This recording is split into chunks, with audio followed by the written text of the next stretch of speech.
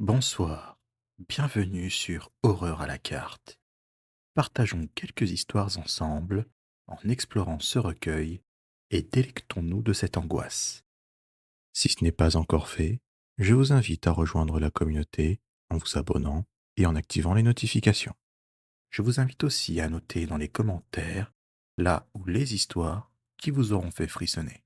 Alors, installez-vous confortablement et commençons avec cette première histoire. Le Slender Man. Salut, je m'appelle Chloé, j'ai 25 ans, et je vis depuis toute petite dans un petit village blotti au pied d'une forêt remplie de mystérieuses histoires. Parmi ces mystères, il y en a un qui me glace le sang, celui du Slender Man, une créature humanoïde, élancée et sans visage. Depuis l'enfance, les avertissements des anciens résonnent dans mon esprit. Ne jamais s'aventurer seul dans la forêt, surtout à la nuit tombée, car le Slenderman rôde, guettant les âmes perdues. Pourtant, ce soir, je fais abstraction des mises en garde. J'entends un appel plaintif, une mélodie envoûtante et mélancolique qui semble provenir de la forêt. Ma curiosité est trop grande et je me retrouve à explorer l'inconnu, seul. Alors que la nuit s'étend comme un voile noir sur le village, je m'enfonce dans la forêt et seul le craquement des feuilles mortes sous mes pas se fait entendre. L'air est frais et humide, chargé d'une odeur de mousse et de terreau qui me donne la chair de poule. La lumière du crépuscule filtre difficilement à travers les arbres, créant des ombres mouvantes et des formes étranges qui déforment la réalité. Soudain, une silhouette longiligne se détache du tronc d'un chêne immense. C'est lui, le Slenderman. Son corps est d'une blancheur lunaire, dénué de visage, juste deux yeux noirs, vides, qui me fixent avec une intensité glaciale. Ses longs bras disproportionnés s'étendent vers moi, comme des branches mortes. Une vague de terreur m'envahit, me paralyse. Je suis incapable de bouger, de crier, de respirer. Le Slenderman s'avance lentement vers moi, sa silhouette déformée par les ombres. Il tend ses doigts décharnés vers moi et je ferme les yeux. Mais une force inattendue me propulse en arrière. Un homme, dont je ne distingue pas le visage, me tire vers lui et m'éloigne du danger. Cours, ne t'arrête pas! Hurle-t-il. Je n'ai pas besoin d'être prié 2 fois. Je me précipite à travers les arbres, la peur me donnant des ailes. Le Slenderman est derrière moi, sa silhouette blanche se faufilant entre les troncs comme un spectre. Je cours sans savoir où je vais. Les branches fouettent mon visage, les épines me griffent les jambes, le souffle me manque. Mais je n'ose pas ralentir, de peur qu'il me rattrape. L'homme s'arrête au pied d'un arbre creux et on s'engouffre à l'intérieur. Je m'effondre, essoufflé et terrifié. Mes jambes tremblent encore et je peine à croire ce que je viens de vivre. Je me rends compte que l'homme est en fait le garde forestier du village. Je suis soulagé. On attend toute la nuit jusqu'au lever du jour, sans dire un mot. Il me ramène jusqu'à chez moi, tout est calme, ce qui me redonne un sentiment de normalité. Je jette un dernier regard sur la forêt, qui semble désormais moins menaçante. Dans les jours qui suivent, je fais des cauchemars de la silhouette blanche du Slenderman. J'ai décidé de garder ça pour moi, et je sais que je n'y retournerai plus jamais. La nuit blanche. Mon prénom, c'est Dimitri, et avec ma femme Anastasia, on arrive à Saint-Pétersbourg pour un voyage de noces inoubliable. La ville est magnifique, avec ses palais impériaux, ses canaux pittoresques et son atmosphère envoûtante. Dès notre arrivée, on est entraîné par le rythme effréné de la ville. On visite les musées, les monuments et les marchés. On est en extase. L'un des soirs, on décide de profiter de la nuit blanche, un phénomène unique où le soleil ne se couche jamais dans des rues désertes, admirant les bâtiments illuminés et l'animation de cet événement spécial. D'un coup, on entend des bruits métalliques provenant d'une ruelle. Intrigué, on s'approche, pensant à une énième animation, lorsqu'on découvre une scène macabre. Le sang, c'est la première chose que je remarque. Une mare rouge vif qui s'étale sur le sol pavé de la rue. Une odeur âcre et métallique me prend à la gorge, me donnant la nausée. En avançant légèrement, on voit un corps étendu sur le dos, inerte, les yeux révulsés, figé dans une expression de terreur. Ma gorge se serre, incapable de détourner le regard. Je m'approche et me rends compte qu'il vit encore. Qui a fait ça? Pourquoi? Mes pensées tourbillonnent. Je cherche des réponses, mais je ne trouve que le vide. La scène est horrible. Je me tourne vers Anastasia, la serrant contre moi, comme pour la rassurer. Elle tremble, ses yeux écarquillés d'effroi. Je veux fuir, chercher de l'aide pour ce pauvre homme, mais je veux comprendre. Je scrute les environs à la recherche d'indices, d'un quelconque signe qui pourrait expliquer ce carnage. Mais il n'y a rien. Soudainement, je vois une ombre immobile qui semble nous observer, cachée derrière un conteneur. Un frisson me parcourt le dos. C'est lui l'agresseur? Il se rue vers nous, un couteau ensanglanté à la main. Anastasia hurle de terreur. Je la décale derrière moi et je me prépare à me battre. Il est rapide et agile et m'attaque avec une force féroce. Je parviens à le repousser, mais il est déterminé à en finir. Je peine à me défendre. Je ne comprends pas sa rage. À ce moment, je pense que mon heure est venue. Je ne vais pas tenir très longtemps. Mais entre-temps, Anastasia a couru chercher de l'aide et un groupe de mecs arrive à ma rescousse et parvient, tant bien que mal, à maîtriser ce gars. La police est appelée et l'agresseur est emmené. On est tous en état de choc, mais reconnaissant d'être en vie. Cette nuit blanche s'est transformée en un cauchemar sans nom, mais heureusement, on a tous survécu. Même si les blessures étaient profondes et douloureuses, elles étaient sans gravité. On a pu retourner chez nous un peu plus serein, mais touché à vie par cette soirée.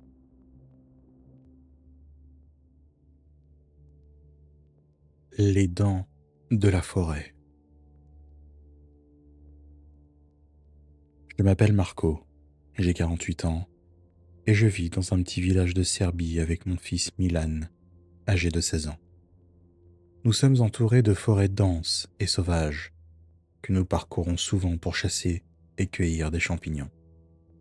Un jour, Milan me supplie de l'emmener dans une zone plus profonde de la forêt, un endroit que je n'ai jamais exploré. Il me parle d'une grotte mystérieuse qu'il a aperçue lors d'une promenade avec ses amis. Après avoir hésité, je finis par céder à sa demande. On s'équipe et on part à l'aventure. La forêt est dense et silencieuse. Le soleil peine à percer à travers les branches épaisses. Après plusieurs heures de marche, nous trouvons enfin la grotte. Elle est sombre et humide, et une odeur étrange s'en dégage. Milan est impatient d'entrer, mais je suis soudain pris d'un mauvais pressentiment. Nous entrons prudemment dans la grotte. L'obscurité est totale, et nous devons utiliser nos lampes torches pour avancer. Le silence est pesant, et chaque bruit nous fait sursauter. Soudain, un hurlement terrifiant retentit dans la grotte. Une créature immense et hideuse surgit de l'obscurité. Elle a des crocs acérés, des griffes puissantes et des yeux rouges injectés de sang. Je n'ai pas le temps de réfléchir. Je dois protéger Milan. Je l'attrape par le bras et on court vers la sortie de la grotte. La créature nous poursuit. Ses hurlements résonnent dans les dédales de la grotte. On finit par sortir, mais la créature est juste derrière moi. On n'a plus qu'une option, se battre. Je ramasse une branche d'arbre et je me retourne pour faire face à la créature. Je frappe de toutes mes forces, mais la créature est trop puissante. Elle me blesse grièvement et me jette à terre. Je suis étendu sur le sol, vaincu et ensanglanté. La créature se prépare à en finir avec moi. Mais Milan se précipite vers elle. Il lui lance une grosse pierre et l'asperge avec sa bombe au poivre. La créature hurle de douleur et s'enfuit dans la forêt. Milan m'a sauvé la vie. Je suis reconnaissant envers mon fils et je suis aussi terrifié par la créature que nous avons rencontrée. Je sais qu'elle est toujours là-bas, dans la forêt, et qu'elle n'attend qu'une chose, nous attaquer.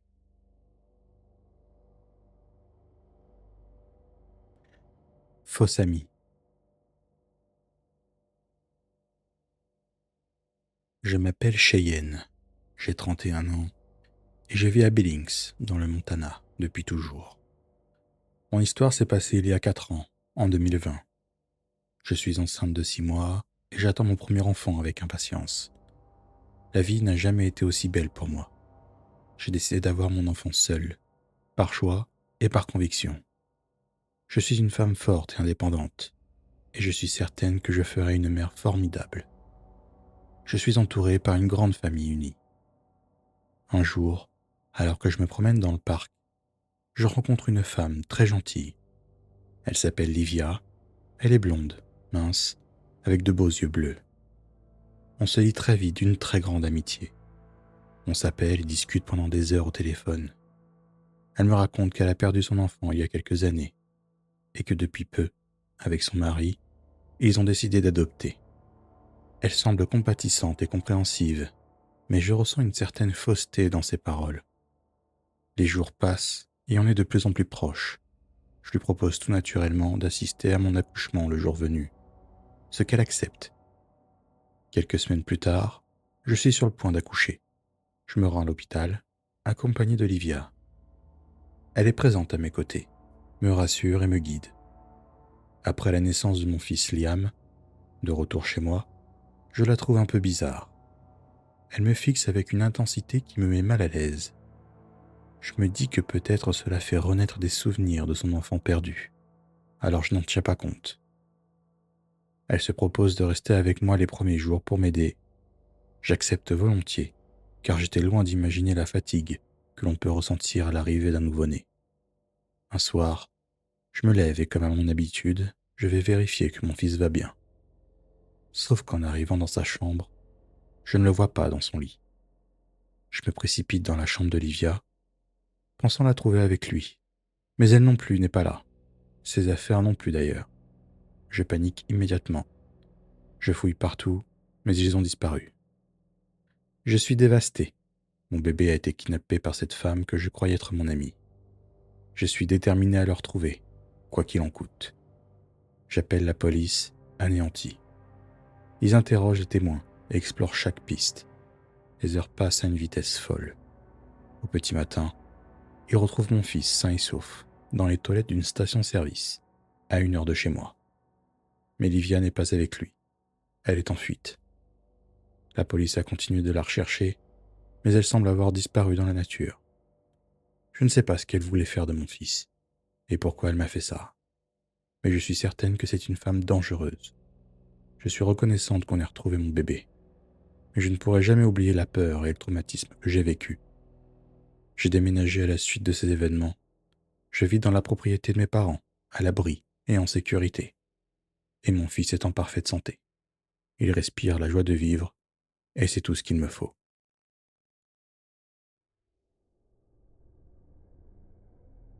Beau quartier.